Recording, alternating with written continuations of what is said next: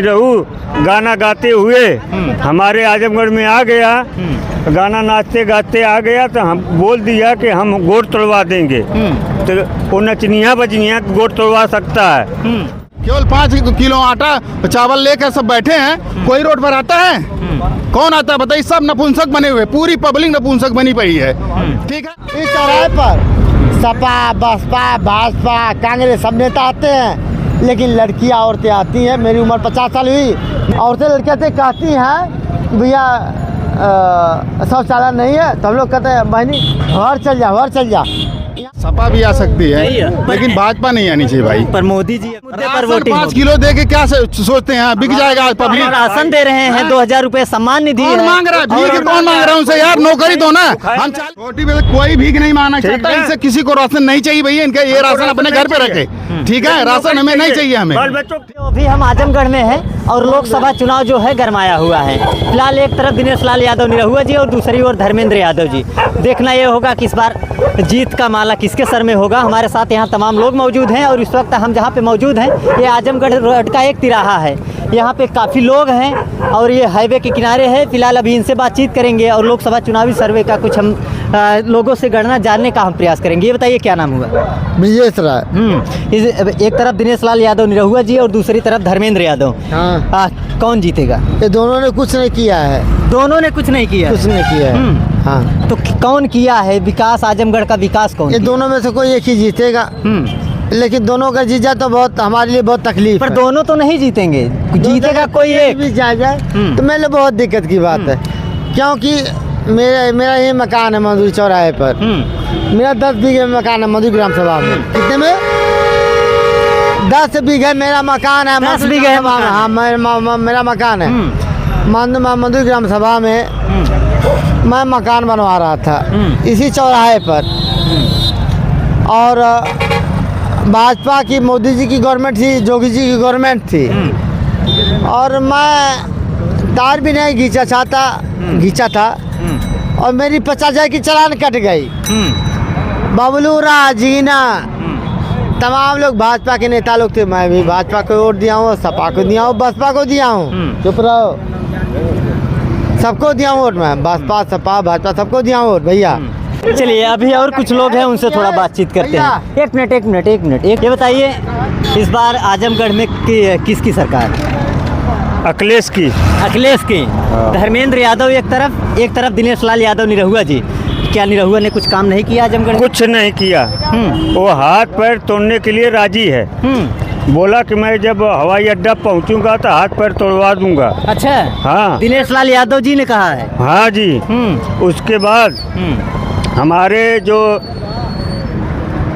ये नेताजी हैं, ये हमारे कभी बात बोले नहीं। अच्छा।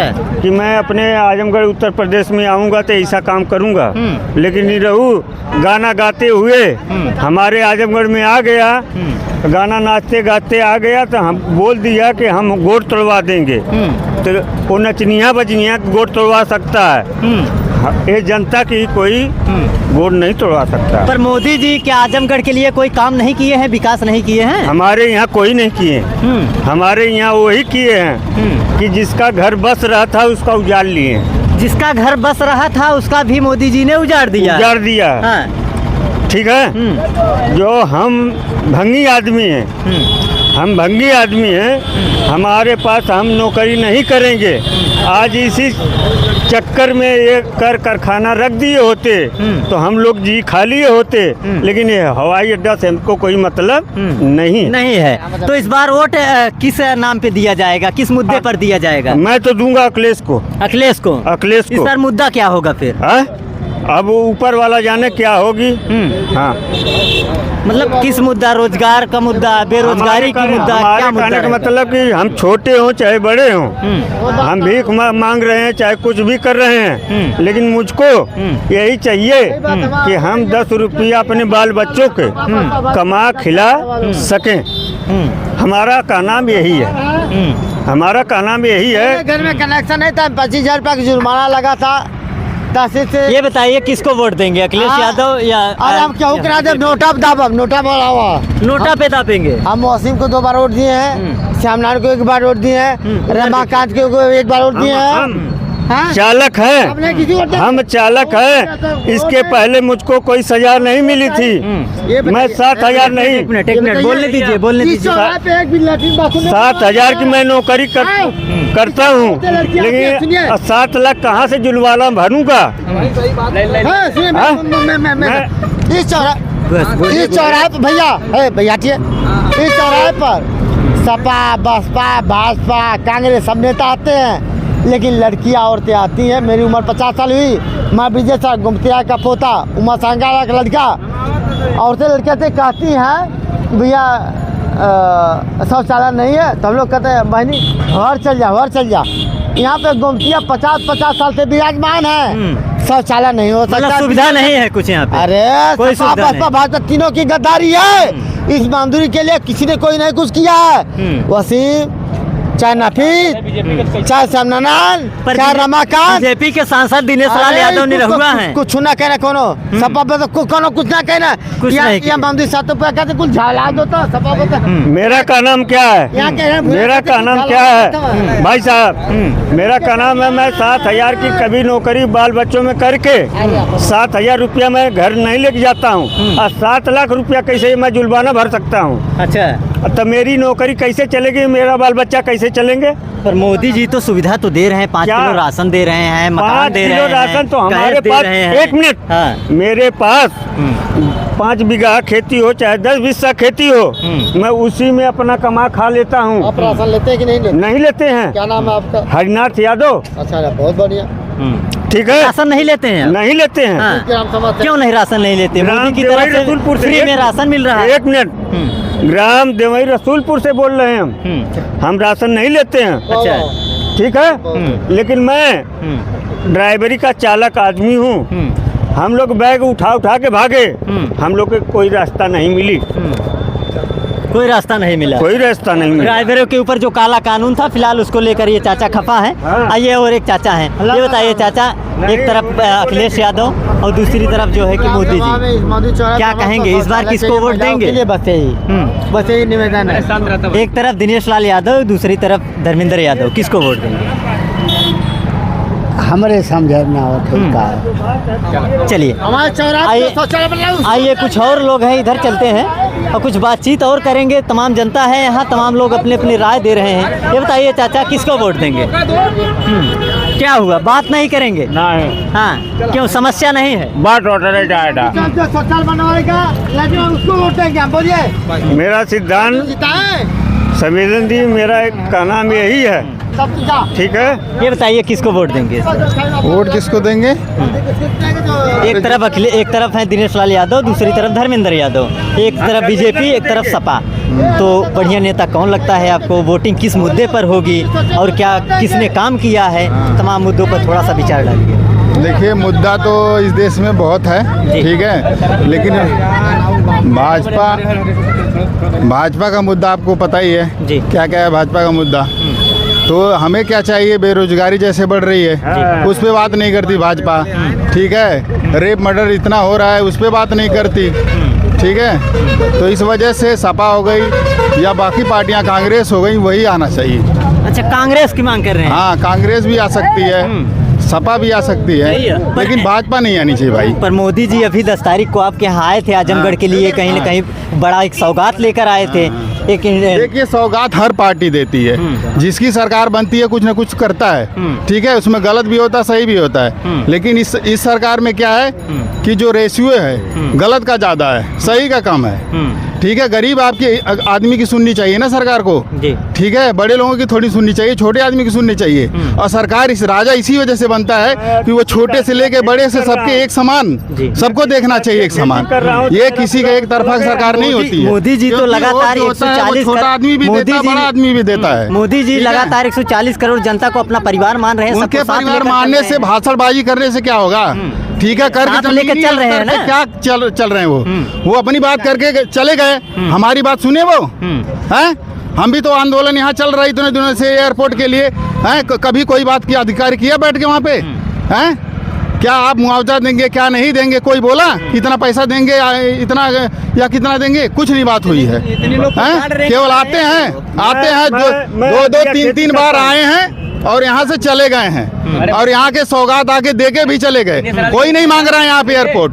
पर ठीक है। दिनेश लाल यादव जी 2022 में धर्मेंद्र यादव के सामने चुनाव लड़े थे, जिसमें अखिलेश यादव धर्मेंद्र यादव हार गए थे और फिर से सामना हो गया है। फिर सामना होगा, एग्जाम है, कभी कोई फेल होता है कभी पास होता है। ठीक है, वो तो लगे रहेगा, वो तो लगा रहेगा। क्या मोदी कभी नहीं हारेंगे? वो भी हारेंगे, हार जीत तो लगी रहती है, वो भी हारेंगे। काम जो पब्लिक है जो देख रही है, कौन सा काम कर रहे हैं बताइए ना। किस मुद्दे पर वोटिंग 5 किलो दे के क्या सोचते हैं बिक जाएगा पब्लिक? राशन दे रहे हैं, 2000 रुपए सम्मान निधि कौन मांग रहा है? भीख कौन मांग रहा है उनसे? यार नौकरी दो ना, हम 40-50 हजार रुपए कमाएंगे, दूसरों को दान करेंगे। समझ गए हो ना, हमें नौकरी दो, हम दूसरों को दान करेंगे ना। हम भीख मांग रहे हैं तो हमने बोला था हमें राशन दो, हम बोल रहे हैं 2000 रुपए दो हमें। कोई मांग रहा है क्या उनसे? कोई नहीं मांगता उनसे।